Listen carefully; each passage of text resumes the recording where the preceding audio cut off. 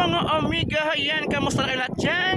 Nag-stop-over muna ako dito sa tabi ng kalsada nito na kung saan tanaw natin ang taniman ng mga palay na kung saan at ito nakikita mga amiga ang ganda ng lugar na ito na iyong natatanaw ngayon at ito i-close up para makita nyo na mabuti mga amiga.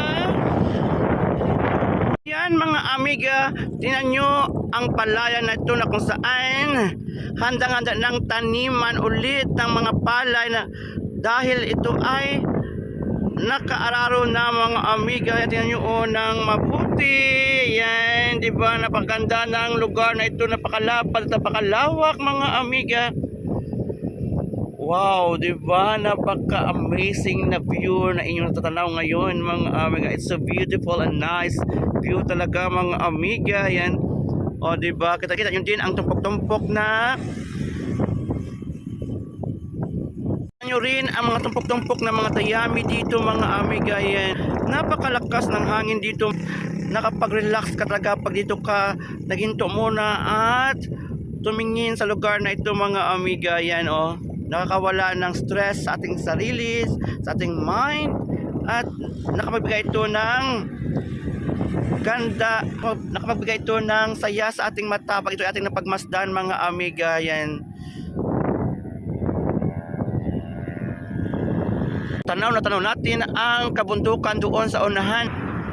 Ikita natin ang mga tanim ng mga punong kahoy at mga puno ng niyog mga amiga. Di ba napakaganda talaga itong pagmasdan.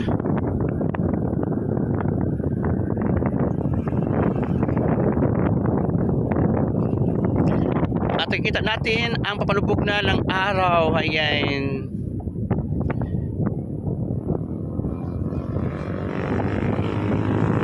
Ayan mga amiga, ang lugar na inyong natatanaw ay dapat din natin laging puntahan dahil ito ay nakapag-relax at nakapagbigay ng ginhawa sa ating sarili. Ayan, di ba?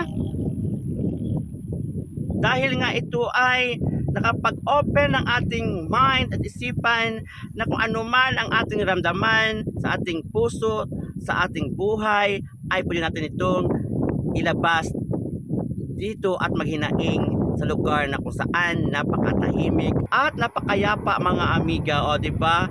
Dito ka makapag-isip ng mabuti at makakilos kung ano man ang iyong dapat gawin na positibo para sa iyong buhay mga amiga. O di ba? Yan na o, ganda talaga.